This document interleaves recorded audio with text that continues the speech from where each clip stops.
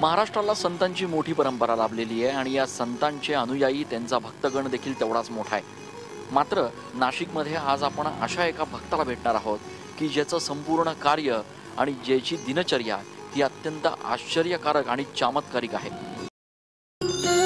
एक घर जिथे अभंग राहतात, एक घर जिथे वेद सर्वत्र दिसतात, एक घर जिथे ज्ञानोबा तुकोबांच्या ओव्या राहतात, एक घर जिथे अभंगांच्या भिंती आहेत, एक घर जिथे ओव्यांचं छत आहे।